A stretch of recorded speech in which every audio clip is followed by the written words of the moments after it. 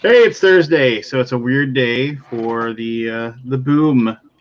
I wonder if Cheech is gonna make it because he's got a big day ahead of himself for tomorrow. So I don't know if he's gonna. 420, right? Yeah, April 20th. Good old Cheech.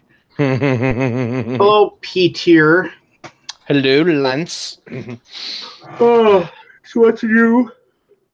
Not much. Got a new computer that I'm getting set up while I'm on the show tonight, and other than that, it's just been work. I'm getting excited because I've got a little vacation time next week. I've got Thursday through Monday off because my birthday is on Sunday, and I just wanted to have a nice long weekend. I'm going to host a game day next weekend and have about 15 people over to play games all day the day before my birthday.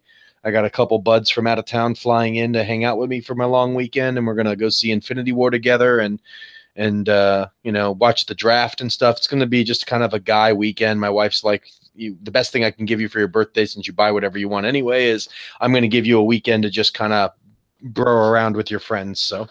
So I'm looking forward to that. Should be a nice, fun weekend. Yeah. How about yourself? How's everything going with you? Not so bad. It just life just keeps ticking along or whatever. Just work and more work. We've been doing the we're getting ready to launch Kickstarter on Tuesday, so we're kind of under the gun a little bit with a lot of the stuff that we're working on, but that's okay. Have you already announced the game? What game is it? Oh, it's the Homesteaders 10th anniversary. So we're looking forward to basically a game has been out of print forever, and so we're looking forward to re-releasing it and a special edition, that kind of thing. So Oh, cool. yeah, but and just we're kind of like under the gun, like you said. I mean, we kind of decided we are going to do it, and we only had like about 4 weeks to finish it off, and so it's always the crunch time, right? The yeah, it was before it launches, really, man. It was really crunchy. So, but that's okay. It looks like we got all of our art in place. We just need our video and a couple other things, and we'll be ready to run and ready to roll. Cool. Yeah.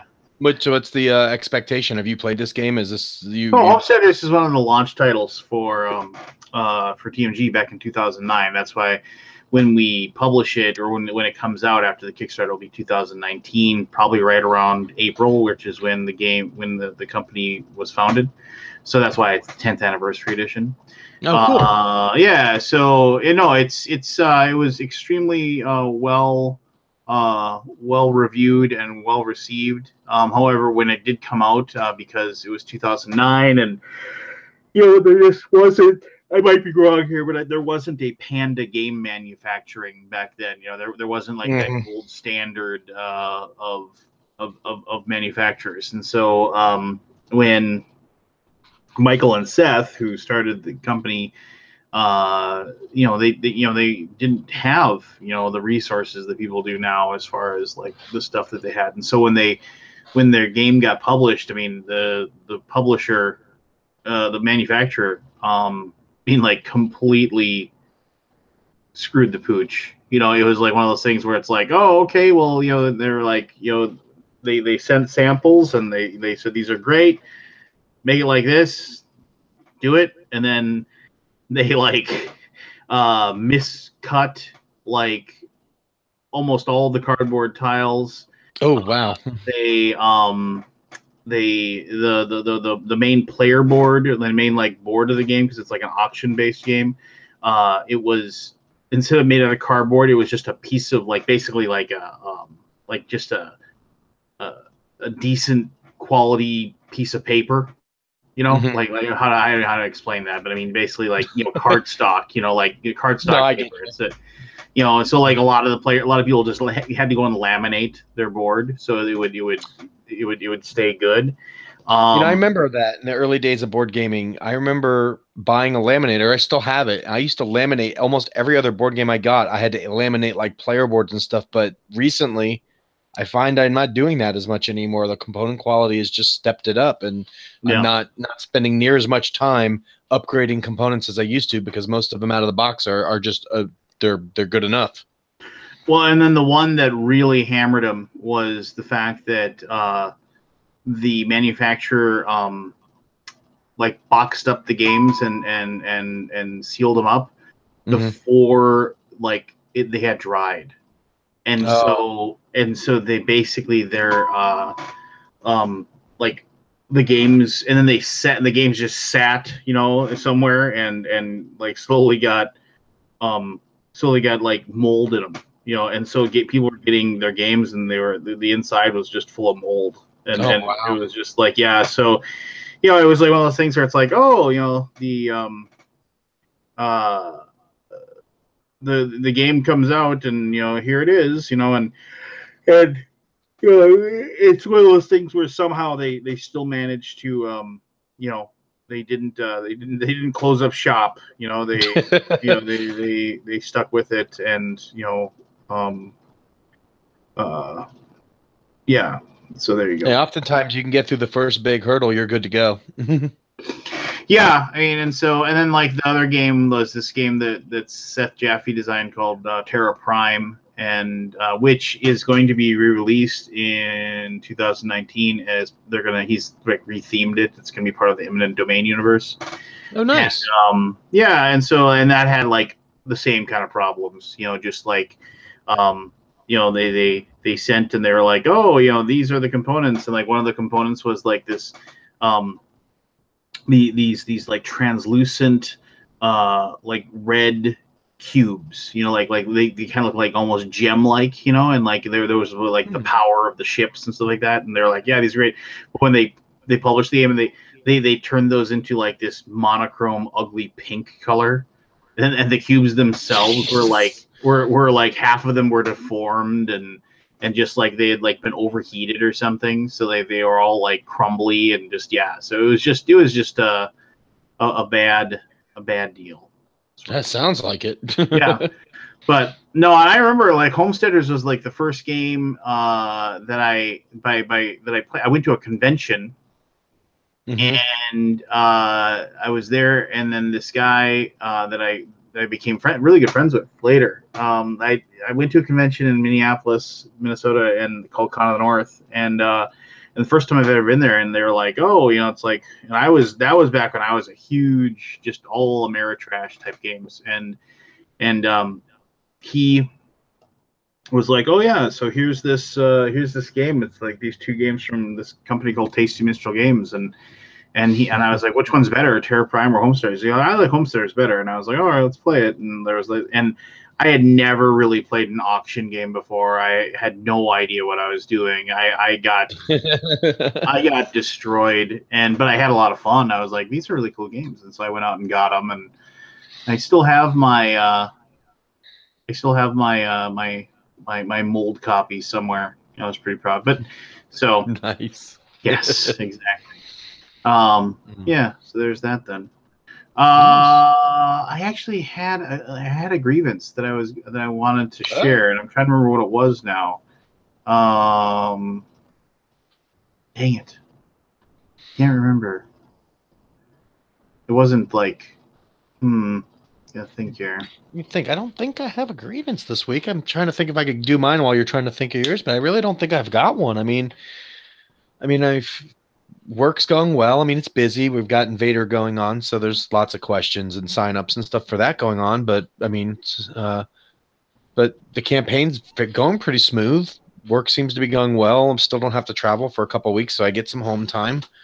I really can't complain. I mean, I guess if I could complain about one thing is I don't know if you shop around for this or not, because you're pretty crafty. You probably make your own, but I've been trying to look at terrain, like 3D terrain, 3D printed terrain and stuff, because I'm playing Legion, and I've got the Song of Ice and Fire coming out. And while they make terrain packs for these games. It's not like the terrain I want. You know, they come out with little barricades and bunkers and moisture evaporators and trees and stuff. But I want, you know, some buildings to make the map kind of look cool and pop. You know, I want a cantina. I want a Imperial barricade and stuff, you know. So I've been starting to look at some of the stuff out there, and it's getting kind of high. It's expensive. Now, I don't know much about 3D printing. I don't have a 3D printer, so I don't know how much it costs to make this stuff. But I noticed some people have relatively inexpensive prices. You can buy a set of little huts, like Tatooine huts, for like 12, 13 bucks. Doesn't seem too bad. The detail looks decent. I mean, with anything 3D printed, you got those lines, but if you prime it and paint it, it's not a big deal. You can hide a lot of that. But then some of these guys, like you go from a hut that's like this big, and then you have like a bigger set that's maybe double the size. You think, okay, it's double the size roughly. You know, yeah, you may have to print it in multiple pieces because of the size of it. So you expect it to be a little bit, but then it jumps from like 12 bucks to like $100. And it's like, for the amount of materials, it doesn't seem to equate. So there's this guy who printed this really cool Imperial outpost, and it's not much. It's like a fence with a tower in the middle and then a little like rack that looks like a weapons rack or something. It looked really cool, and I was like, oh, that looks awesome. It's like $50. But then if you just buy one of the buildings out of that set, it was like 12, and it was like the biggest building in there. And I'm like, how does that make sense? And I'm starting to see the prices creep up and up as the demand for this stuff is going. People are starting to take advantage of it, and it's making me want to get a 3D printer, but they're still a little expensive. The good ones are still a little expensive. I don't want to spend that kind of money on it, but yeah, I'm not crafty enough to make my own terrain. And I see these guys on YouTube that build these game tables and make an entire board and stuff, and I'm envious. I'm jealous that I don't have the skill to do it, or the time. Maybe I have the skill, I just don't know it, but I don't have the time to spend 40 or 50 hours in a month working on a game table. The amount of time I could spend on it would take me like 3 years to build one of these things. But yeah, I saw some really cool tables. I just did a Google search for like Star Wars Legion tables on YouTube, and there's like this badass Endor table that's got the Imperial outpost built into the side of a mountain, and you can take the top of the mountain off and go inside, and it was just awesome. And I'm like, oh, cool. How much is that table? $2,500. It's like, it's like 2/3 of the table is just flat flock with some trees and stuff on it, and then you got the bunker, and then like, are you kidding me? It's this sticker shock for sure. The terrain prices seem to be getting out of hand right now. I guess there's more people playing miniatures games, so the demand is going up, so the prices are going up with them. But it's rough. With Legion, yeah, I mean that I think Legion's the big thing.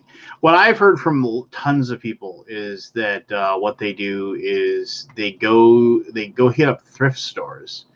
And like, well, yeah, you go to a thrift store and you go to like where they have the shitty toys, you know, like, and like there's always like a bag of like a barnyard, like a barnyard, like plastic, you know, fences and things like that. And it's just like, and you're thinking, oh, well, those look like shit. But no, then they take them and they actually like will, you know, they'll mount them on like different materials, and they'll paint them, and they'll prime them and paint them, and actually like, you know, do a fairly decent job with it, and like it comes out looking really nice, you know. And so they basically take the shell of what's there and then kind of pretty it up and flock it up and stuff to make it look like just make it look decent. And then like the other big thing is that if you're looking to actually make natural terrain, like you're looking to there's a ton of things that you can, and I mean, there's like to make trees, like there's these things where you like it's flat. I don't know how to explain this. So like picture take like a tree and all its branches, but like they sell it and the whole thing is flat. And then what you do is then you after you open it up, you twist it like kind of back and forth, and it's kind of like pipe cleaner material. So like, and so you twist it, and so like you get the branches to go in the directions that you want. and then you kind of almost just dunk the whole thing in like an epoxy or a glue, and then you just start sprinkling the flocking on it, and then the whole thing just grows into a tree. I saw somebody. They're apparently there's these things called the tree armatures that you can buy from like it's like the HO scale stuff, like for the Yes, Model exactly. Tree. That's what I'm talking. Yeah, the tree So armature. these are like actual trees. They're like little brown trees, and they're not like twisted or anything. They're actually like plastic little trees, but they've Yeah. got their little sticky things, and you're supposed to spray the ends of them and dip them in flock, and it makes without even having to paint it, makes it look like a realistic tree.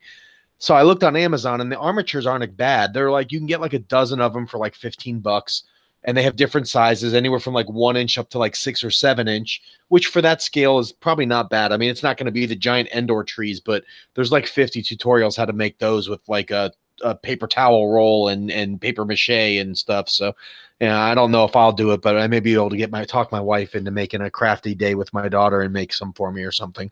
But yeah, I saw the thing, and they actually sell tree packs too that I saw. You get like 30 trees for like $25. And they're HO scale, so they're not going to be any taller than 7 inches, but there's a wide variety of different types of trees. And I think for a forest where you're just trying to densely populate it with as much as possible, that I probably could get away with that. So I'm thinking about buying one of these bags since they're not horribly expensive. And worst case, I don't like them, I can give them to my daughter. She can play with them with her dolls or something. But Yeah. But I'm thinking about doing it. Yeah, and then the big thing is that you need to go to, like, if you want, because you got to mount it then on something, because like the trees will just fall over. So you gotta. Yeah, I gotta find some kind of like. So you get foam. You go to like a Home Depot and you just buy they sell foam insulation, right? But not like the foam, like the squishy, like the stuff that you roll, the big roll. No, it's hard stuff. Yeah, it's like yeah, and it's just and then you just take basically like an X-Acto knife, or not, but like a box cutter knife, and you just kind of you cut it down to like the weird size that you want it to be, and then then you just like spray paint it like brown or whatever, and then like you just kind of put, yeah, there's tons of videos you can see it, but then after you get it to how you want, you just buy like a little bit of how to like putty, like for when you're putting up sheetrock, like, you know, to like when you put putty in the holes and stuff like that to kind of mud it up. Yeah, the filler stuff. You buy like a thing of that, and you just kind of then you use that, and you just kind of get your hands wet, and you just kind of, so you smooth it all out so it doesn't have any like angles.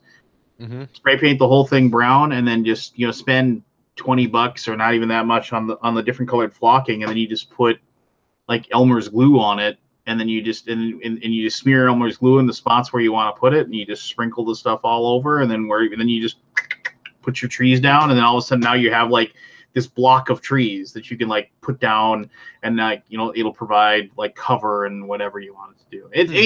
It's kind of fun. I actually like doing it because I think it's just fun. It looks fun, and if I had the time to do it, like if I really could devote like even one day a week for like 5 hours to build terrain, I think it'd be therapeutic. I could crank some music up, just sit down and get creative. Because I really, you know, I miss that part of the hobby when I was younger, before I got married, before I had kids, before I had a real career. I used to spend, you know, 2-3 hours a night after work just sitting around painting miniatures or trying to build terrain or stuff like that, model kits. I used to love doing that stuff, but now I just to find the time to do that is difficult. It's not as easy as it used to be, and it kind of sucks. It's like I enjoy it. I know I'd have fun doing all that stuff. I just don't ever have time anymore. Yeah, it's time. Nobody has time. Time is my biggest resource right now. If I could figure out a way to monetize time, I'd be a happy man. Yeah, I mean, that's my big thing too. It's just like, I never have enough time to do everything that I want to do. You know, it's like I wish I could have an 8-day week. Like if I could have one day that was just mine, that I didn't have to worry about responsibility, work, family, anything. It just one day from the time I wake up to the time I sit down where it was just me. I could get so much done. I mean, I literally could get so much done, and I'd probably be so happy. But you know, when you don't have that extra day, then you have to prioritize, and it's tough to prioritize against like work and family and stuff. So those I usually lose out. My hobbies usually lose out to that. Yeah. and or naps. I find naps are just like, oh, I was TV shows that I think I'm like the only person that watches, but I can't be the only person that watches because like obviously the shows are on TV and whatever. But I like there's a show called Bosch that's on Amazon Video. Like if you have a Prime account, you have it. It's called Bosch, Bosch, and it's like basically there's these like there's a series of books about an LAPD detective, but the guy's name is Bosch, and it's just like my dad reads those books, and I've read a few, and I just started watching the show, and the show was, oh, excuse me, it was actually really quite good as far as like just crime drama kind of thing, and like so it was just kind of one of those things where it's like, oh, brand new season of it. I was like, yes, it's just like, and the nice thing is just that I'm like the only person that like watches that stuff, so it's like, so it isn't like it's a thing where it's like, oh, both my wife and I watch this, so we need to like make sure we have like time to like watch an episode, so I can binge this, I don't have to like worry about anybody like being upset because I'm not, I can just binge this is gonna be awesome, and it's gonna be great, and it's just like, and I turned it on the other night, and like my wife had gone to bed, the kids are in bed. I like didn't have anything I needed to work on at that moment. Turn it on, start watching it. Yeah, turn it on, start watching it. Like wake up at 4 o'clock in the morning. It's episode 8. Nice. I can remember like the first 20 minutes of the first episode. I actually was like, I was just sitting on the couch. I was like, yeah, excellent. Me and Bosch, we're gonna solve crime in LA. This is gonna be great. Nice. Like, and then I was like, just kind of wedging myself into the couch. And then more and more comfortable. I was getting more comfortable.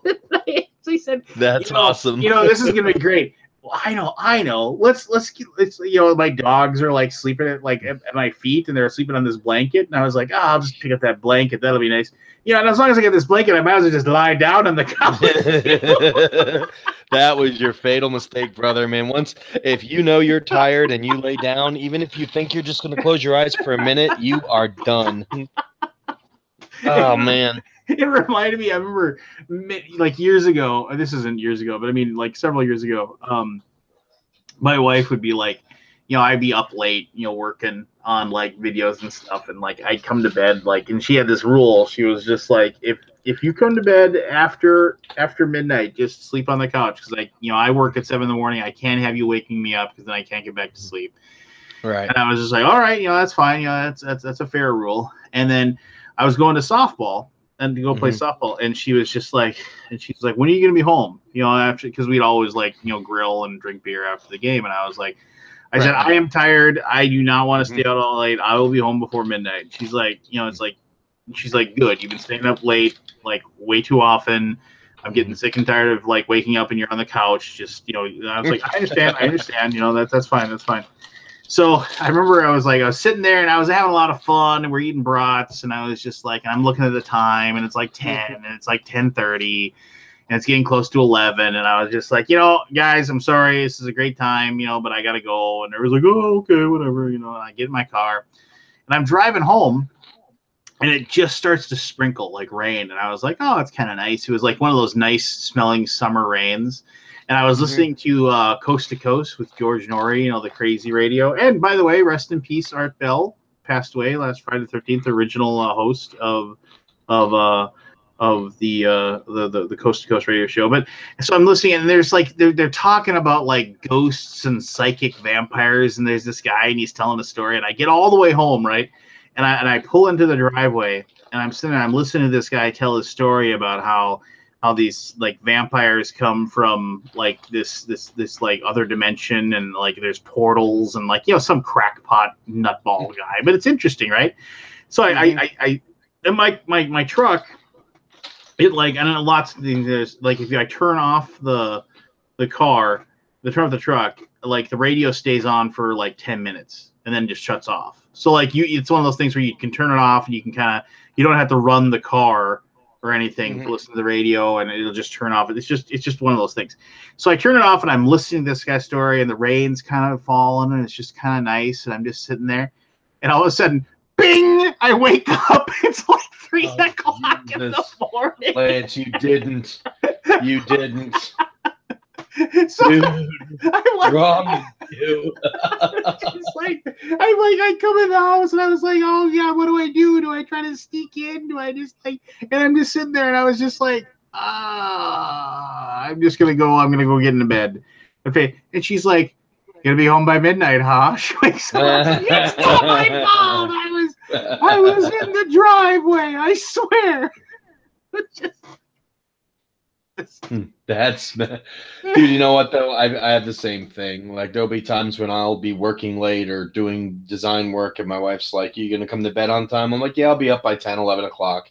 And then 12 o'clock will hit. And if I do that too many nights in a row, she gives me that gentle nudge like, hey, you probably would be in your best interest to be in bed before 11 tonight. I'm like, yes, ma'am. I will do that. But yeah, it's easy to lose track of time. Yeah, no, it was like, yeah. But what do you do? You know?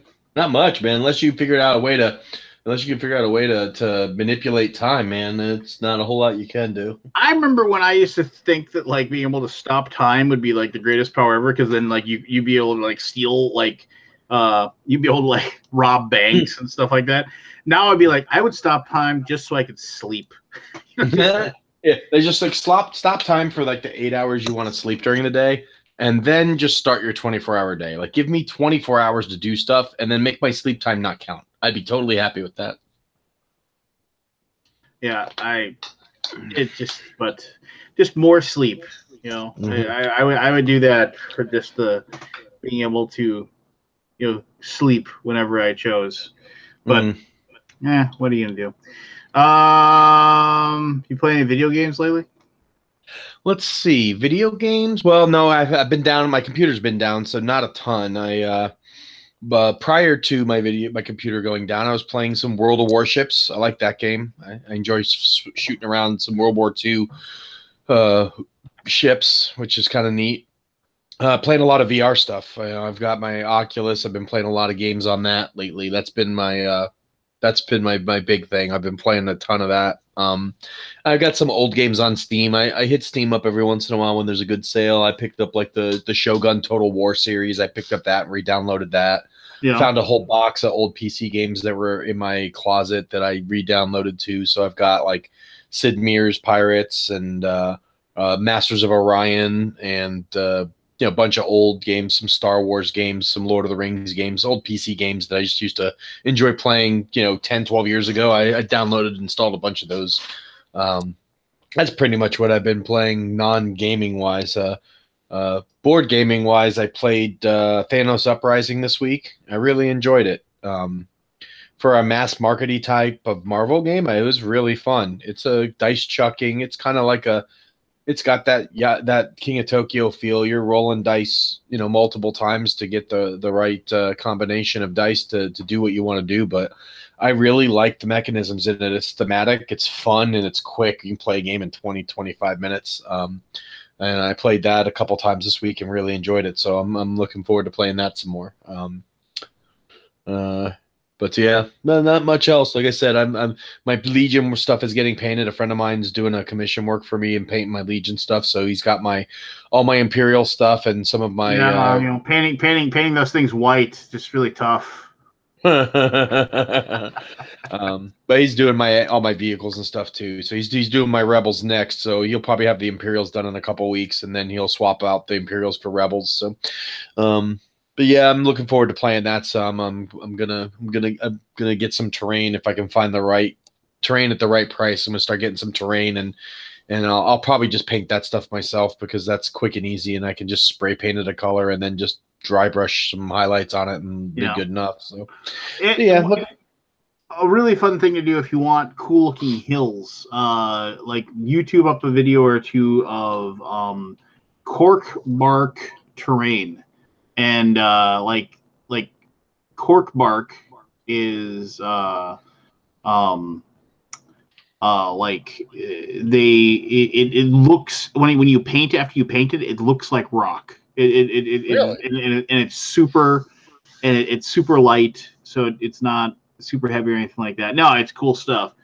For those of you out there who are talking about like me doing my mini painting live, and they're saying you should do it on Twitch, I don't want to go to Twitch. That's why I have a YouTube account. So there, yeah. Twitch is pretty cool, though. I have to say, I was a little skeptical of Twitch myself, but I watched a few streams and started making some friends with some people, and it is kind of a cool thing. I mean, it's not really at the end of the day, it's really not much different than streaming live on YouTube and having a chat. I mean, but it's a neat thing. I mean, I like the interconnectivity of it, though. You can connect all your accounts together and be able to do a lot of cross marketing between it. So it's a decent platform. I'm just That just seems like a lot of effort to try to figure it out. It's really not. Well, I don't know as far as being a contributor how much it is figured out. To use the service, it's not very difficult at all. You just create an account, link it up to as much stuff as you can link it to, and you get some free stuff. I mean, I get all kinds of free stuff from Twitch. It's the one thing they have above anyone else is that every week they pretty much their Twitch Prime subscribers get extra loot pack for games or crates for certain games. Sometimes you get full games for free, but I mean, I've already gotten 3 different like Call of Duty World War II upgrade packs. I've gotten stuff for Xbox games. I've gotten downloadable content for other games.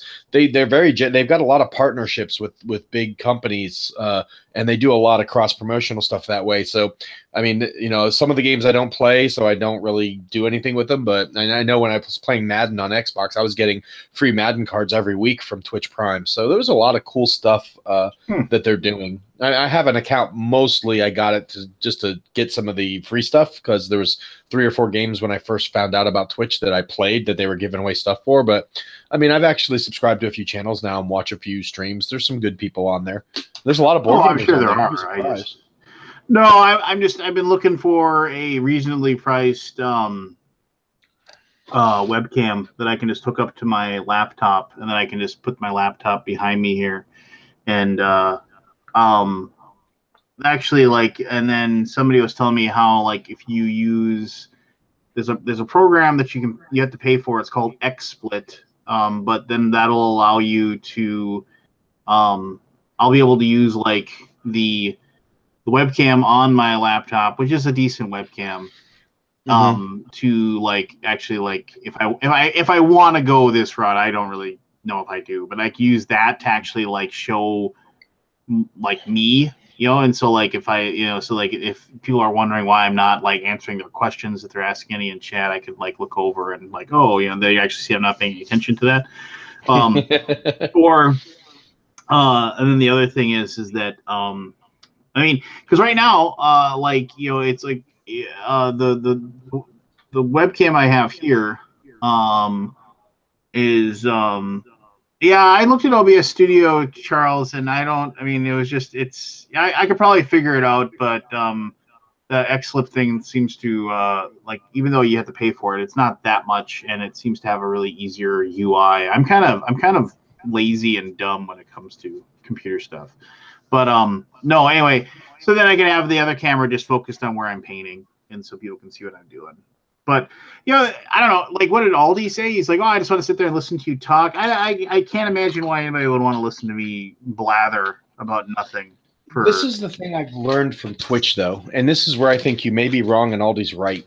There are people that hop on Twitch that basically like just do their own thing and let the people interact with them. And there's something to be said about somebody that you like their content, that even if they're not doing that content, just getting to know them. Like, for instance, there's a guy, his name is Coltrane. He's the voice of Forza Motorsports. He does a lot of esports.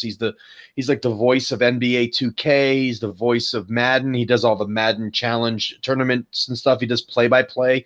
He works for ESPN doing a lot of their esports stuff. And he's local to me. He lives in Greenville. And I've heard of him from watching Madden Challenges years ago. And when I got on Twitch, he was one of the first channels I found. And, some days he just hops on and he just shoots the shit. And he'll sit and play like farm simulator or something, and just sit around and just interact with his community and talk to the people and ask them how their day is, how they're doing, what they got going on, what they're playing. And it's not like we're watching him like really care about what he's watching. He'll throw up his Spotify, and he'll take requests to play music in the background. And it's not so much that I'm enjoying watching him play Farm Simulator. It's that, if I'm working and I just want to have some background noise that's more interesting than just music, it gives you something that you can actually, go type a little something and interact with. It's a very unique thing, and I've come to appreciate it. And I don't do it all the time, because a lot of times when I'm working, I focus. But every once in a while, if I've got a slow afternoon and I'm just, and I've got time where I'm not making phone calls and stuff, I'll just fire up Twitch and listen to a streamer talk about a game I'm interested in, or I'll pop up reviews and stuff and listen to some board game reviews and stuff. I don't know. There's so much to digest media wise between social media, Twitch, YouTube, Instagram, Twitter, and all that. There's so much to digest that if I can get something that's slightly different than the norm every once in a while, it just it scratches a niche that I can't just get from, just cranking up iTunes and letting my music go. So yeah, I don't know. It's just different, I guess. I mean, maybe in 2-3 years it won't be different. It'll be the norm, and then I won't care anymore. But right now, I kind of enjoy. I enjoy the interaction. It's kind of like this show. People can watch YouTube all day long and watch videos, but every once in a while you go to chat and read a comment or answer a question, or look for their feedback, and that's something you just don't get from watching YouTube videos if they're not live. And then Twitch is all live, so it's if you want to feel part of something, it's a good platform for people that are looking to be involved with whatever their passion is. Yeah.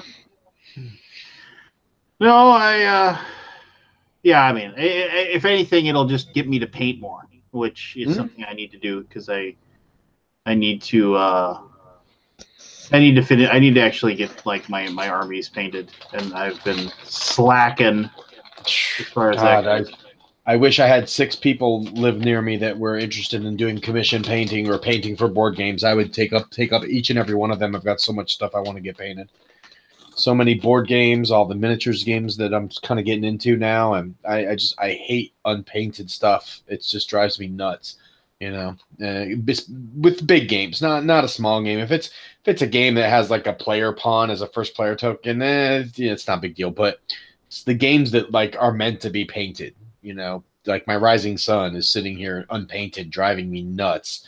But it's such a big project. It's not on anything I can do. So it's like I got to find someone who's willing to take on a big job like that, and then figure out how to pay them. Hopefully they like board games, because I've got like 300 I got to get rid of. So I'm like, hey, you want any of this stuff for painting? And a couple guys in my area do. They like to just trade out games for painting, but the ones that want cash, man, painting commissions ain't cheap. Yeah. If they're good painter, it ain't cheap. There's a couple of guys that are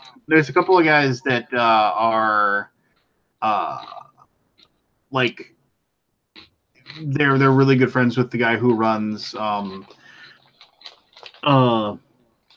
Warhammer store in town, and like their airbrush abilities. I mean, they hardly use no like actual brush. It's like all this little fine detail.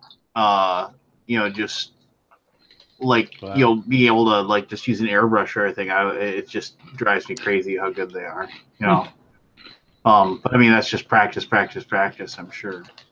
Oh yeah. Well, as with anything, you do it enough, you get good at it. So hey, here's something that I actually like. This is an actual grievance. There is in my area, there is an actual there is an actual like stupid, like dumb, like kind of competition right now, and trash talking and bad talking people are going through between like the local game stores in my area. There's like 4 local game stores, and they're all Turf war?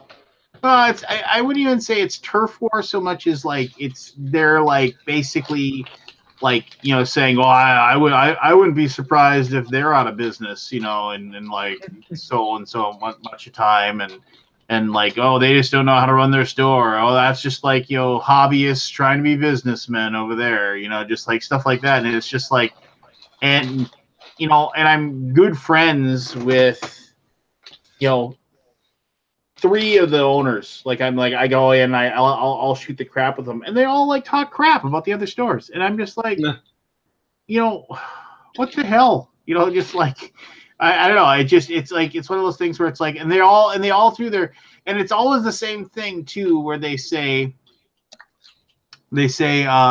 you know, I don't want anybody to go out of business, but yeah, just like. Just like, what? And then like, you know, and then you hear it, and then like, and I don't go and run over and say, hey, these guys are, you know, freaking stupid people that said this, that, and anything. But I mean, but I'll hear from I'll hear from like other people that are like, oh, you know, it's just like, yeah, I've been hearing that they've been talking crap about me, and I'm just like, I'm not gonna say anything because I really don't want to be like, you know, this person that, because I'm all friends with you. I don't know. It's just dumb. All of it's dumb. I find a lot of that stuff dumb anyway. I mean, we don't get it here so much. We've only got really, there's 3 stores within a reasonable driving range. One is kind of on the very outskirts, so they're really not competing with anybody because they're like 25 minutes away. Well, the other 2 stores are like within 10 minutes of each other. One is predominantly a comic book store that used to sells miniatures games and role-playing games, and that's all they really focused on. They kind of had a mutual agreement. The other one was a dedicated board game store, which had board games, card games, darts, and whatnot. And they both laid the battle lines down very early, that they got along, they commingled, they would support each other and send people to each other, but they didn't really cross over too much. You know, the board game store had a little bit of an RPG section, but not a lot. And the comic book store had a small game section. It was mostly stuff that was related to the miniatures lines, like GW games and stuff like that, or games that were based off role-playing games. And they kind of all, you know, in the very beginning, when I first moved up here, they stuck to those lines. If I wanted role-playing stuff, I go to the comic book store. If I wanted miniature stuff, I went to the comic book store. If I wanted board games, I go to the board game store. But the line over the last few years has started to blur now. So now I noticed that the board game section in the comic book store has gotten slightly bigger. Every year it gets a little bigger and a little bigger. And the role-playing section in the board game store is getting a little bigger and a little bigger. It's like, I'm starting to wonder if at one point they're just going to go head-to-head against each other. Because right now they've kind of lived, you know, very, very, you know, there's been a nice balance between the two, and you get certain, you know, like the Magic crowd and the board game crowd hangs out at the board game store, and then the diehard like miniatures and clicks guys, and a different pocket of role playing guys all hanging out at the comic book store. So now it seems like the lines are kind of blurring a little bit. So I'm kind of curious to see where it goes. But it's been very peaceful. Like, there's no trash talking. Both owners like each other. Matter of fact, the guy that runs the comic book store runs a convention every year, a South Carolina Comic Con, and he always invites the board game stores in to set up and be vendors and stuff. So there, you know, there's no like animosity or any crazy stuff going on. No, I don't know. I think it's because there's an argument as far as, because like the miniature wargaming is starting to get bigger, like, and it's getting a bigger chunk or whatever of the popularity, and so like a couple of the, like at least 1 or 2 of the stores who were never really big into it can now have seen, when the Warhammer store opened up, like there seemed to be a burgeoning interest. So now they're trying to get in on the action, but you know, being a non-GW store, it can be really difficult to like go through the kind of draconian measures you have to do to be able to, you know, like, you know, get your product from GW. I was going to say, if a GW store is in a city, do they do a non-compete with the other? Do they still sell to all the other game stores in that area, or do they start slowly weeding them out so that their store becomes the focal point? No, they sell to them. It's just it's one of those things where they make it tough. There's like web exclusive models and things like that, and so like in order for a non-GW store to get a web exclusive model, you have to order like a certain dollar amount in order for them to send them. There's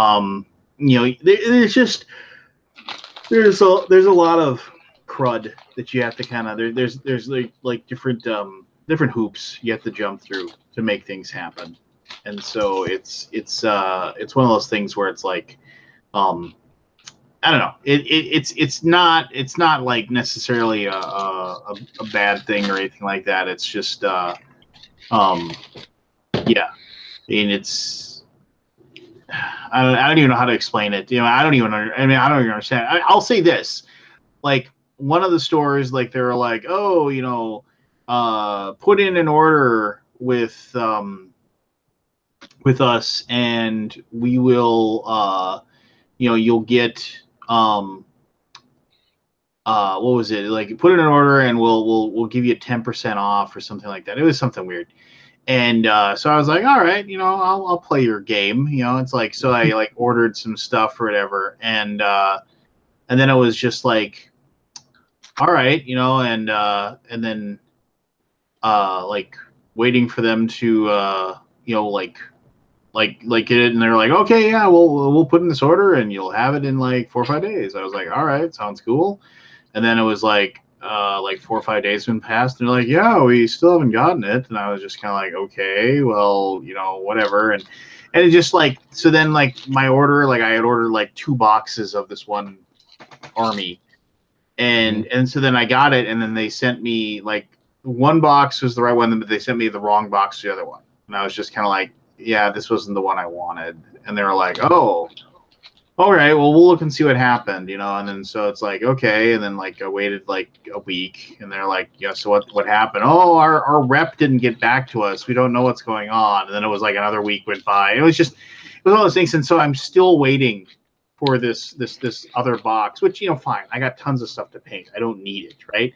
But I'm like, so supposedly like next week I'll finally have like the correct thing that I was supposed to have to begin with, and I'm just kind of like, this wasn't worth the $5, I say. You just went to the GW store and got it off the shelf, and not even had to wait, right? Just like, exactly, I was just like, yeah, you're not helping me here to like believe in what you're selling here. It's like I understand there's growing pains, and you don't know exactly how you order this, that, and the other thing, and how you get it in stock and everything like that. I get it, but it's just like, and part of that I think is GW just makes it really tough. They're like, we're gonna make it tough for you to get it done, and whatever. Well, that's a shame, but I mean, what are you gonna do? If they want to start really pushing their stores, then it's going to be harder for other stores to move into their turf. Yeah, I don't know. How big is your GW store? I mean, is it like a big mega store, or is it just like a normal game store size? It's just like a normal game store size. So, okay, so the Dinosaur Island is in its last 48 hours or whatever. So for the life of me, can somebody tell me what the hell I'm supposed to back here so I can get this? I backed Dinosaur Island to begin with. I backed it for the Kickstarter edition from the beginning. So I have that one. So what do I have to back? What am I? Because like, do I need to back the Totally Liquid Extreme Edition? Pledge the all new Kickstarter exclusive Extreme Edition of the expansion for Dinosaur Island? Is that because I just want that? Or do I do for Duelosaur plus Totally Liquid, because then that is like the 2-player game and then the expansion? Or do I go to Dinosaur Island Extreme Edition? I don't understand what I'm supposed to back anymore. I think I'm supposed to do Duelosaur plus Totally Liquid, because then that would be give me the 2-player game, and then a copy of the Dinosaur Island Totally Liquid Extreme Edition. That's the expansion, right? Yes. So, yeah, if you've already backed their first Kickstarter, which I did not, which is why I'm doing the 150 all-in base plus dual Totally Liquid. because I missed the first one. I bought it retail, but it didn't open it yet, so I was able to return it and get something else since when the Kickstarter went live. All right. You want Duelosaur plus Totally Liquid, which will get you the 2-player variant or 2-player game, get you the Totally Liquid expansion plus all of the extra stuff that you don't have. So it's one copy of the Extreme Edition of Dinosaur Island, a copy of the Dinosaur Island Totally Liquid, and then all Duelosaur and stretch goals, all unlocked Totally Liquid stretch goals. What does the Totally Liquid mean anyway? Is it just like Totally Liquid is Let me go down to it. Extreme Edition is just basically upgrading. Totally Liquid is an expansion that adds a new park board, a lab board, new workers, scientists, marker cubes, threat die, plot twist cards, blueprint cards. Yeah, if you scroll down on the Kickstarter, there's a big light blue box. That's everything you get in the Totally Liquid expansion. It's just an expansion. It just adds more content. It's not its own game or anything. It just adds more base content game to Dinosaur Island, not Duelosaur Island. Yeah, this could have been done much better. Like, I feel like I have a problem, and I guess this could be my grievance, because I backed a game called Fourth Quarter Football a while back. It was in like January. It is this football game, miniatures, American football, European Kickstarter. So it was in euros, but they were doing an American football game, and it looked really cool. Cool miniatures, a couple different teams, paint them however you want. Decent rule set. The rule set looked really interesting. The guy had so many different pledge levels. I had no idea what I was getting. I'm like, I looked at the expensive one, the most expensive one, seeing if it was an all-in, and it didn't have stuff that one of the lower ones had. And then I looked at that one, and there was no way to do one pledge level to get everything. You had to do a combination of 2 or 3 pledge levels, basically, in order to get all of the items in the campaign. And I messaged him afterwards. I'm like, I just did the most expensive one, and I'm going to add in. I said, can you just tell me to get everything what I need to do? And he's like, yeah, we really messed this one up. We've had a lot of complaints about it. And this is another one. It's like, there's like, how many pledge levels for this one? There's 1, 2, 3, 4, 5, 6, 7 different pledge levels for Dinosaur Island. No way there should be that many pledge levels. There should be a pledge level for people who backed the first campaign to get everything new. And then there should be a pledge level for people who didn't back the first one to get the whole thing. And then everything else should just be add-ons, and you can just pledge $1 and get the add-ons if you just want one thing or another. It makes it so much easier. Everyone knows what they want to get. If you didn't get anything, you buy this pledge. If you bought the first Kickstarter, you get this pledge. And if you don't want it all, you can just go in a la carte and get what you want. I mean, it would be so much easier. I agree with you. This is very confusing, and I don't like the way it's done. Yeah, I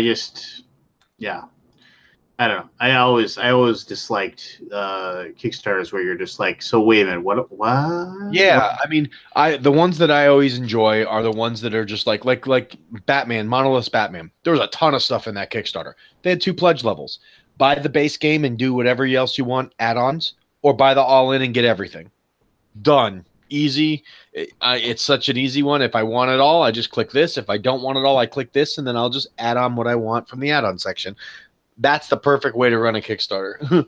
I mean, we, to the same extent, we do pretty much that too. For Invader, we have a base civilian pledge, which is just the core game, and then you can get whatever add-ons you want. And then we have a soldier pledge that is the base game plus the first big expansion plus an extra figure, and then you basically get whatever else you want on top of that on add-ons. Much better. I never liked the Kickstarters that have like 7 different pledge levels. That's kind of why I hate backing content creators too. Like, whenever you see like a content creator doing a Kickstarter and they've got like 8 different promo package levels and stuff, I 90% of the time, as soon as I get past the first package, I'm like, oh God, I want a card out of this one. I want a card out of this one. I'm like, forget it. And I just cancel it and I don't do it. It gets so frustrating at times, because in order to get all the stuff you want, you'll end up spending like $200. It's like not worth it at that point. So I have found it is I know I've reached my weird like board game fatigue thing now, where I'm just like, if the Kickstarter doesn't make it simple for me, I'm out. I'm just like, I just I'll just save my $45 and yeah. okay. I mean, me not backing the first Dinosaur Island, this one was easy for me. I just did the all-in pledge because I knew I needed everything. But if you're like you or someone who maybe bought the retail version of the game and doesn't need all of it, trying to go through these different pledge levels and figure out exactly what you want is a little bit extreme. So just make it easy. How tough is that? Just don't make, I don't know. Those are things that bug me. I'm with you, brother. I agree with you on this point. It is a very solid grievance. But and that's the weird thing too, is like, no matter how many times you look over a Kickstarter, like I'll like, for example, like we were looking over our Kickstarter images, right? And so like, and one of the things, I'm not going to go into too much detail, but basically there was a situation where when we were looking at the art or whatever, and there was something that could have been like taken as being offensive. Like it was just like, and like I didn't notice it. I must have looked at the piece of art and like the stuff that was written on it. Like I must have looked at it 20 times.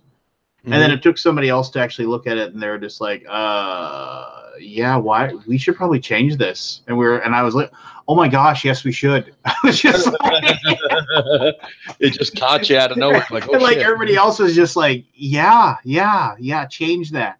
It's funny, and you wonder, is that, like you ever remember back when we were younger, when VHS tapes were a thing, how Disney had a run of like 3 or 4 movies in a row where there were like artists that were like embedding like marital aid and stuff, like Little Mermaid, I remember, was one, and there was another one where there was like a picture of a boob in a cloud in Lion King or something crazy like that, or the word sex was like in the middle of the clouds, and I always wondered, like, for a fraction of an instant, like you could look up Just Rabbit's dress or something like that. Like yes, there were little things that I wonder if they just subtly threw in there and proofing didn't catch it, because one person looks at it and just sees a cloud, another person looks at it and sees the word sex, and it's just like, it's one person looks at the piece of coral on the castle and just thinks it's a oddly shaped piece of coral. The next person looks at it and says, oh, my wife's got one of those. So it's like, it's weird how some people can look at the exact same thing and see something completely different. But it goes to show you that it happens all the time, because you're talking about major movie releases back then. Disney movies were a big deal when they came out. The fact that those things had to have been proofed by 20 different people and still got through means that, it's funny. Well, and it was just so, those guys getting bored, they're like, oh, just like, yeah, they take a quick glance. Yeah, it looks good to me. Move on. Well, yeah, and then the artist just getting bored, because they're just like, I just like, this is my 8,000th cell, whatever, to like, that I've created. And you're just tired of it, and it's like, all right, I'm gonna put a little naked lady here, just like, and nobody's gonna know it. Nobody's gonna know any better or something like that. So yeah, I don't know. The halcyon days of whatever. So what did your? I think I know the grievance that you couldn't remember. What? With the gathering going on this week?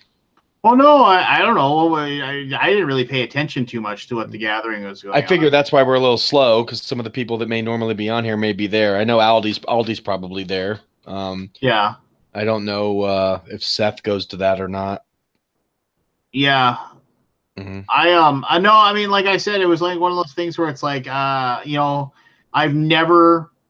We were talking about that. I've never been invited. I'm not like sad that I've never been invited by any means. But it's one of those things where it's like, I'm always just a little bit curious, and there's been a couple of people that I've met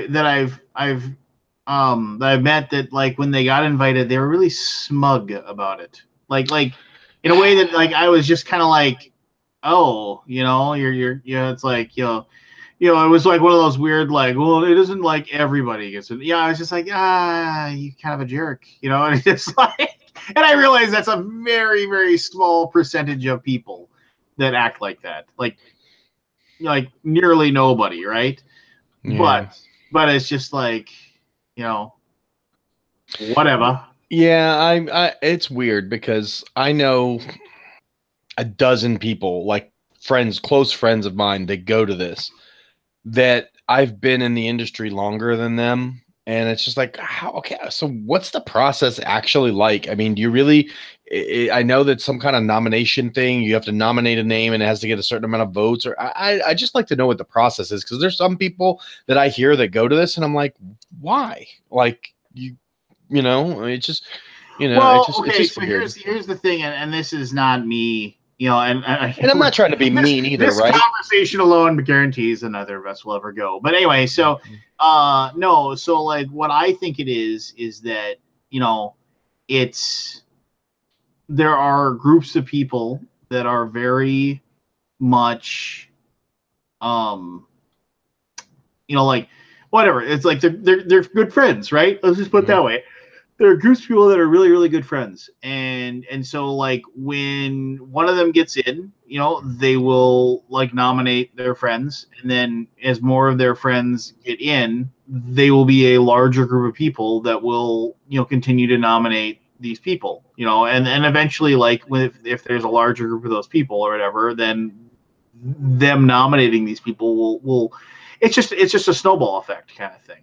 Mm, I don't believe there's anybody that goes to it that shouldn't go to it. I just, you know, whatever. Who cares? You know, right. you know, and plus it's like whatever it is. It's like a week long or something like that. It's 10 like days is what I heard it 10 was. days or something. I mean, it's like God, who can just leave for 10 days? I don't understand that. So, Mm. Not but I. I would if I went, I would only go for probably 3 or 4 days. I mean, I wouldn't want to be away from home when I travel so much for work already. And it's not even like I care that I'm not there because honestly, I'm glad to be home. It's a nice little break of not having to travel before I get back into my 2 shows a month for the rest of the summer. But I just kind of curious about the process because I've been in the industry now for about 6 years. I've designed a couple games. I've worked for two of the biggest companies in the industry between Asmodee and Simon, and I've not even been a whiff of like possibility. And I've got like a dozen people in there that I know would push to get me in, but I'm just always curious what the process was because would I go? I don't know, maybe once just to say I went, but I wouldn't go every year. It's too many days. Mm. well, and then I've heard that like if you get nominated and you don't go, Hmm. then you like they won't invite you again. It's No, just like that makes sense. I mean, if it's supposed to be this big, it's funny because it's supposed to be this big exclusive thing, but yet there's still like 400 people or 300 people that go to this thing. It's like a small convention. It's no longer really exclusive. It's like I know so many people that go. It's like it's not a niche thing anymore. It's like half of the industry is going to this thing. yeah. It's just a certain half, not the whole half. It's weird. Like I said, I don't know. I don't understand how it started or who came up with the process. I guess I just kind of like to know what really is the process because I see some people that are like, oh yeah, I'm going to the gathering, and I'm like, really? Like, and not trying to be in the mean way. It's just like, well, what have you really contributed to the board game industry to be at this show? You're not a designer. You don't work for a major company. You just happen to know the right people, I guess. Maybe it's weird. Yeah, I know people that like the people that like. There's a few people that run conventions that I know, and that's their thing, you know. And so Mm. they go, you know, and I'm Maybe sure people they, behind the scenes you just don't know who they are, yeah, and yeah, exactly. yeah, that's possible. Yeah, there's a lot of people in this industry you would never know because they're not board game media or the figurehead of a big company that you just that puts themselves out there. So I'm sure there's those people. It was weird. It's like yeah, I see you. Yeah, Eric Lang, sure, got it. Alan Moon, of course, his show, right? Yeah, There's names you just automatically say, oh yeah, absolutely. There's no reason why they wouldn't be there. And then then I see some of these people that are like posting, oh yeah, on my way to the gathering, and I'm like, why? yeah. But But and then, but all as always, hey, good for them, right? yeah, good for them. Good for them. Like I said, would I go? I don't. This year I wouldn't have been able to go, so I guess it's a good thing I didn't get invited this year. There's no way I was going to go and miss my birthday being away. But I don't know if it's always the exact same week every year, if it shifts around a little bit. But I'd probably like to go once. I kind of like to see what the big hubbub is because the people that do go act like it's the greatest thing since sliced bread. And I almost wonder if that's just because it's an invite only and they're on the list, or if it's actually really that much fun.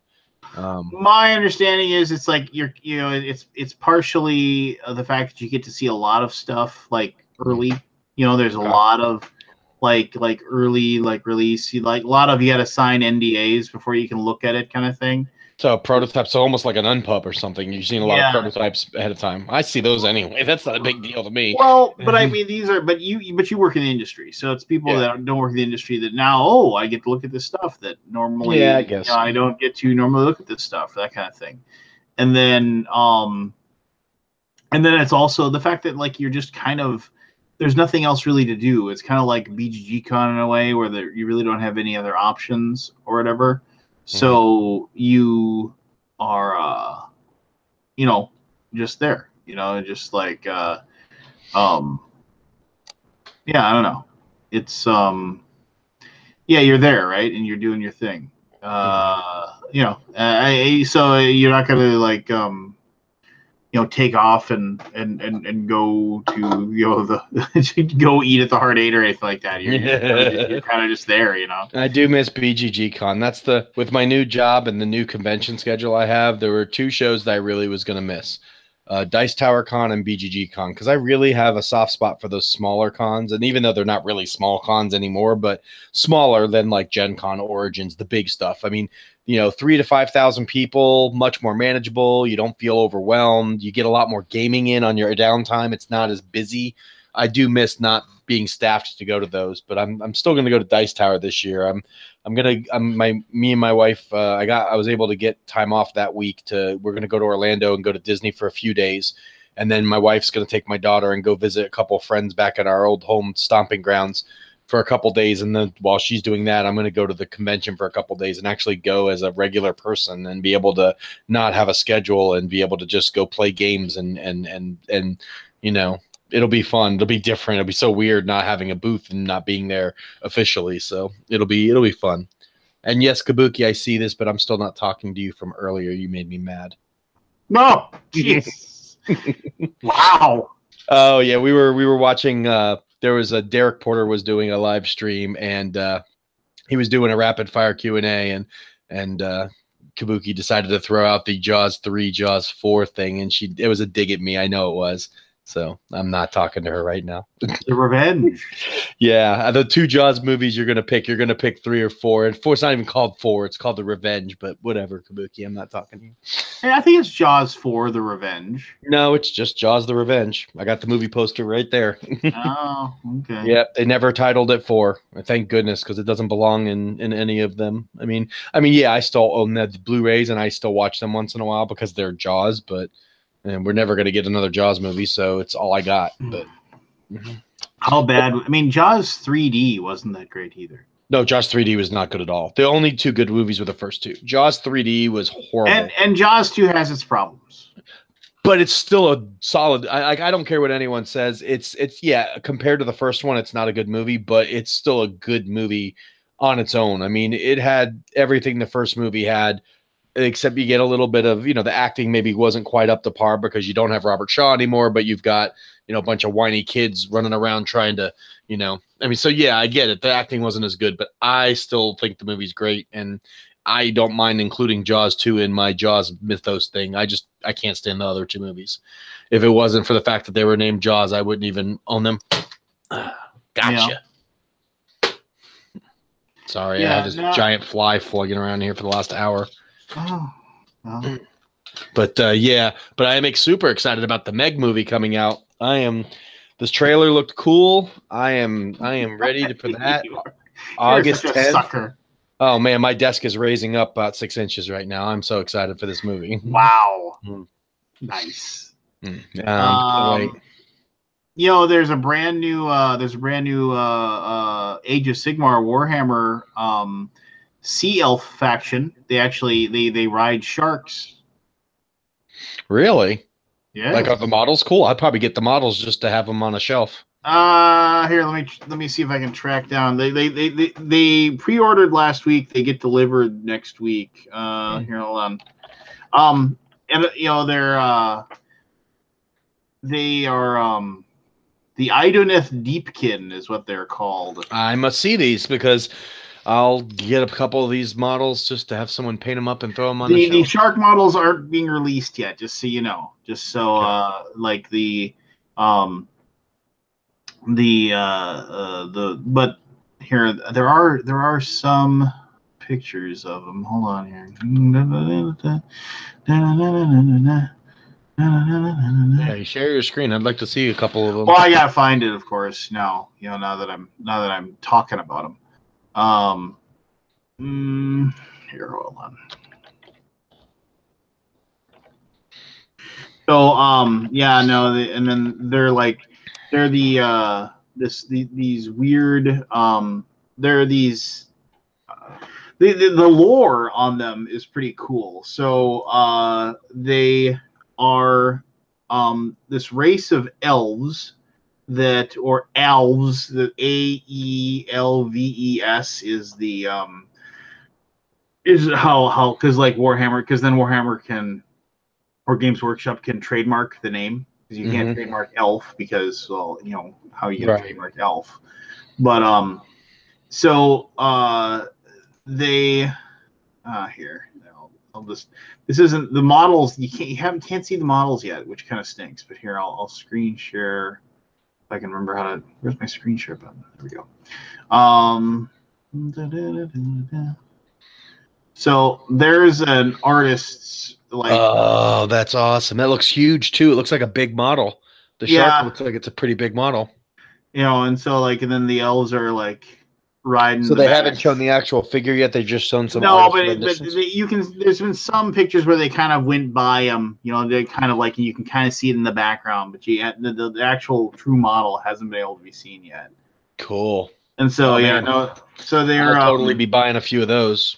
Well, they're gonna run you like $100 probably. They're big. Oh yeah. Oh wow, maybe not. We'll see. Maybe one and send it to your buddy to paint for you. Yeah, maybe. Yeah, no. So they but since Lance is Captain Spoiler about new movies, what did I Captain Spoiler a new movie? Anyway, she's just talking about whenever you talk about a new movie, you give out too much info, like with Star Wars or with other stuff. So, did I mention how bad Last Jedi was? No, I don't think you've told anybody. Let's not go down that path, though. This show will end really quick. I sadly don't share your disdain. I mean, I don't like the movie, but I don't hate it like you do. I don't hate anything. I wish they had made a good movie. That's all. Yeah, you're right. I Googled it, and the only thing I really see is that picture that you showed me. And it looks like another picture that looks less shark and more like a dragon.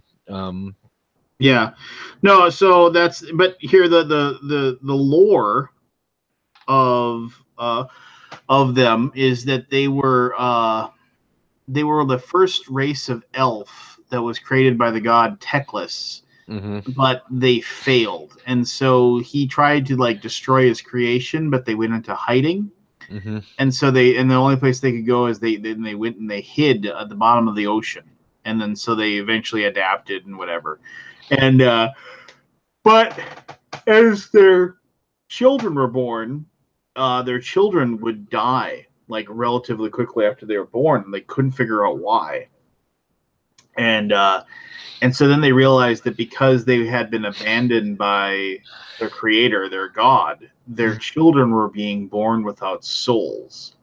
And so what they did then is that since they lived underneath, what they would do is they'd raid ships that passed by them, or they'd raid villages, and they'd capture the people on the ships or the people in the villages. They'd cast magic that allow people to just basically forget that they were over there, and also forget that those people ever existed as well.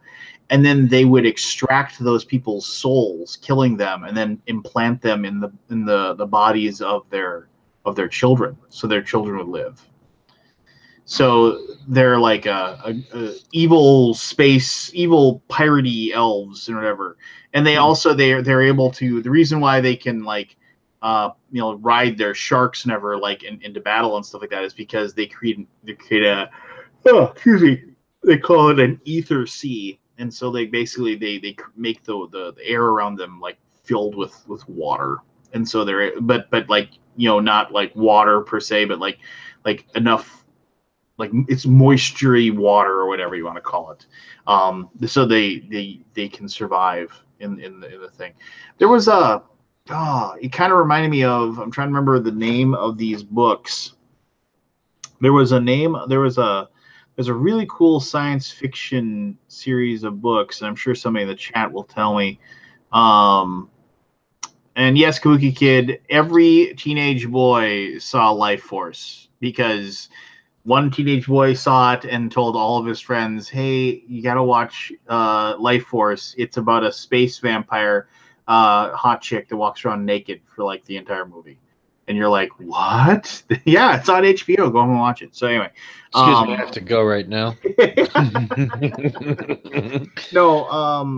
No. So what was I saying before she distracted me with Life Force?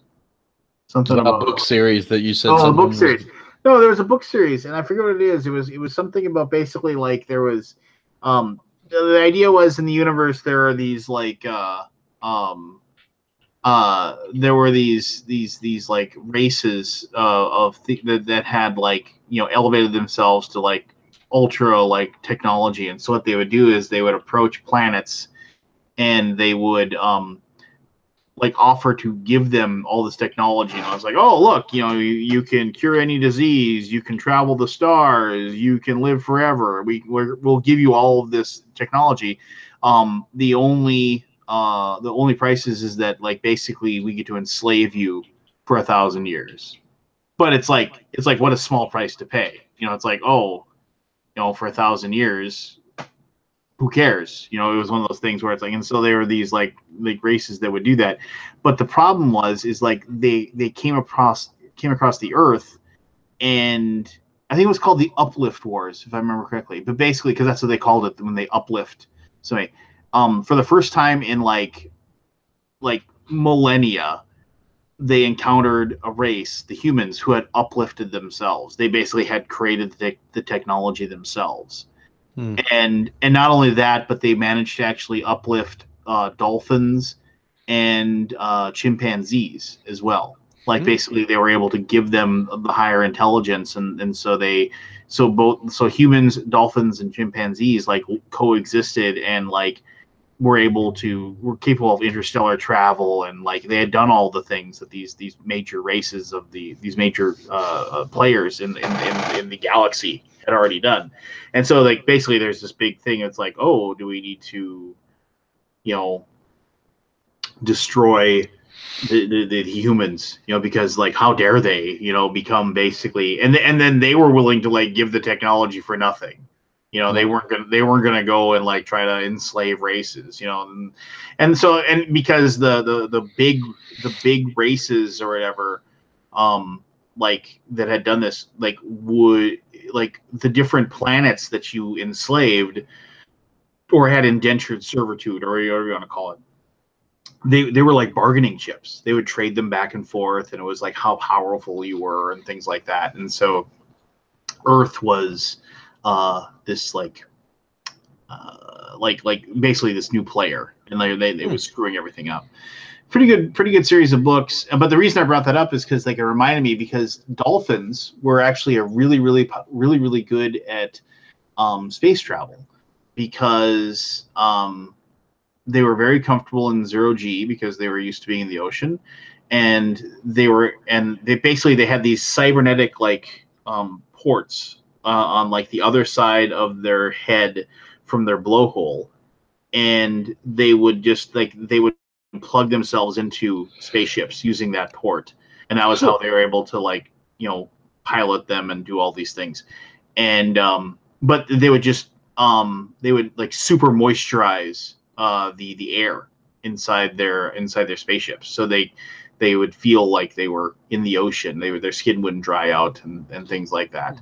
And then they would but they could just be, and because of that, there was like, it was the air inside was kind of dense, and so they were able to just kind of swim through their ships in zero G. Yeah, Sounds cool. Yeah, Pretty I cool was. stuff. I read it. I mean, I don't know if this faction would be enough to get me into Warhammer, but I'd certainly like to buy some of those models to display, especially if they're pretty big. If the sharks are pretty big. Yes, there we go. Like, okay, yeah, and Kabuki was right. Uplift 4 was like the third book in the 6 of the Uplift universe, and the first 2 books are Sundiver and Startide Rising. So yes, I was right, and Kabuki was right as well. By David Brin. Yes, Sundiver, written in 1980. Yeah, there you go. Very, very cool. So if you're looking for some pulp science fiction to read, you probably enjoy reading this series. But anyway, well, I would just like to say that everybody else, all the other like hosts of the Boom are jerks, and Pete, you're the best. So I wouldn't go that. We did change the night. I'm sure that affected some people's ability to be here, and a couple of them may be at the gathering for all we know. So I mean, it's all good. It's all good. It could be a short boom. I'm probably going to bed in about 10 minutes though. I was just gonna say we can probably wrap it up. Yeah. Well, we'll just. I have to. Oh, Barry finally made it. Oh, look at this. Happy. In chat, I guess the cool people aren't here, so he doesn't want to join us. That's fine. We're going to wrap up anyway. No, so, but no, I got to go fall asleep watching Bosch anyway. So. Yeah, there you go. Next week, I'll be able to stay up late because I'm off Thursday, so I'll be able to stay up Wednesday night till whenever you guys shut down. I'm going to say this. If you do have an Amazon Prime account, and you watch Amazon Video, if you watch it, and some of you might know this, I did not know this. If you watch it on your computer, there is, you can turn on, and I don't know if it's for this, but at least for like this show Bosch. Remember that old remember that old like what was it, like the popcorn facts, like you'd be watching a video or something and they pop up a little fact on the pop-up videos. They used to call them. MTV yeah. did one of those shows where they would show something and then their little balloon bubbles would pop up with interesting tidbits. Yeah. So you can, and they're opaque, so you can see the screen behind it, but it's like little factual evidence about like the show that you're watching. So it's like there's this scene there's a setting in this in the show or whatever, where it's like a place called the Golden Soup Restaurant. It's like a Chinese restaurant, and it actually says the Golden Soup Restaurant is an actual restaurant located in so and so. They're well known for like this dish or something like that. And I was like, yeah. So it's stuff like that. So if you watch the Amazon Prime, and at least their original series, if you watch them on your computer, you can turn that on as an option. And that's cool. You can kind of have that, and you can kind of, and then theoretically, you could probably, if you could probably port that to your TV. Yeah, you can. Yeah, it's weird. It's like I hate all the exclusivity because I've got like 4 different accounts for different streaming services to get certain stuff. I just signed up to YouTube Red this week because the Karate Kid show's starting up in the beginning of May. The Cobra Kai show. God, it looks so cool. I gotta see it. It looks awesome, man. The trailer looks great. Is it $9 or $10? How much is it? $9.99. But the good thing about YouTube Red is that as much as I'm on YouTube, I should have signed up anyway because it's ad free. I don't have to click through ads anymore. And the special programming is a bonus, but But now I don't get ads. You don't have to see YouTube ads anymore? Nope. When you're a YouTube Red subscriber, all ads are disabled, so you don't see any of the pop-up ads, or you don't have to. Is there anything else worth mentioning? Like anything good for hold on, let me pull up my YouTube account and let me see what else is like YouTube Red. Let me look at their Red originals. Let's see here. So we've got I don't recognize a lot of this stuff. Dan and Phil's story of Dan and Tom, Hyperlink, Dan and Phil's amazing tour, High Water, Demi Lovato. No, it looks like just a mishmash of weird stuff. I mean, other than the Cobra Kai, nothing here like shoots out at me as like holy crap. But I'm sure there's something. There's probably something. I mean, there's a lot of different stuff here. I just don't see anything. No, I don't recognize any of this stuff as being anything like super hot, but they're just YouTube Red. Their original stuff is new, right? So I'm sure after a while they're gonna get some more cool things like the Karate Kid that's gonna really make people want to sign up for it. I mean, they've got some. I mean, that does look cool. I mean, it definitely. I can remember being a kid and the crowd being so into Karate Kid in the movie theater. Mm-hmm.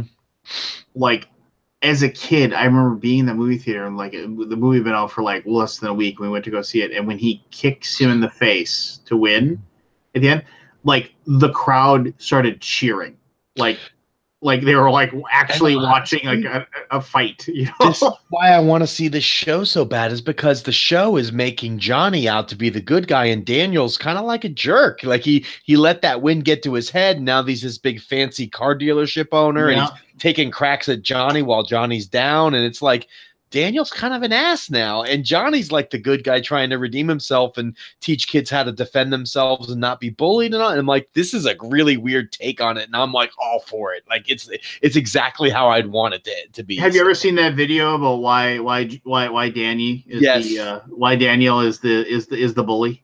It's funny because I think that all started from an episode of How I Met Your Mother, because Barney Stinson, the character, the Doogie Howser, the guy that played Doogie Howser, plays Barney Stinson, and he always, like, there was a whole episode about how he thought that Daniel LaRusso was the villain in Karate Kid, and he like defended the other character like to a T, and everything he said in this video that I saw was very much a mimic of that episode of How I Met Your Mother, which I thought was great. Like, that's why I kind of like the way this new show is. The take it has is something I'm definitely want to see how it plays out. Is Daniel really become an ass, or does he end up, they both become like cool and team up together to like fight bullying and stuff in the neighborhood? I just want to know if they're gonna how this is gonna be, because it looks awesome. It looks real awesome. So it's worth the $10, man. Like I'll sign up for the first month and I'll watch that show, and if it's good enough, I'll keep it going, and if it's not, I may keep it anyway, because damn, ad-free YouTube is awesome. I'll tell you, not clicking through ads is fantastic. Well, I suppose that would be pretty sweet. You not dumb pop-up ads anymore and shit. Yeah. Or when you go to like a really popular video, so it's a 30-second ad that you can't skip. You're like, yep. None of those stupid surveys at the beginning of a thing. Like, you know, have you ever heard of these 4 shows? And no, I don't get any of that anymore since I went to YouTube Red. So, you know, and it's got more options. Like I noticed when I click on videos now, there's more options to do stuff. Like normal YouTube gives you options to, like, you know, watch it in widescreen or project it to TV, but now I've got like 7 different things I can do. So there's definitely advantages for YouTube Red. I'm probably not taking advantage fully of what I've got, but just the ad block and the Karate Kid show is enough for me to at least give it a try for a few months. So yeah, look into it. I think you get the first 30 days for free, so you could try it and cancel. I mean, I can wait until like the second week of May or something like that, and then catch the first 2 or 3 episodes of Karate Kid, see if it's worth it. It looks like it to me. I think it's going to be worth it. It looks pretty sweet. So cool. All right. Well, yeah. Let's I suppose go to bed, get some sleep. I can fall asleep watching Bosch, like I said. I can finish setting up my computer and go to bed, so that works for me. But next week I will be on late because I'm off Thursday, Friday, Saturday, Sunday, Monday. So I'll stay up late and hang out with the late crowd, all the cool kids. Pretty sweet. All right, everybody. Well, thanks for tuning in. Pete, it's great talking to you. No problem, man. Peace, everybody, except for Kabuki. I'm just kidding. I love you, Kabuki.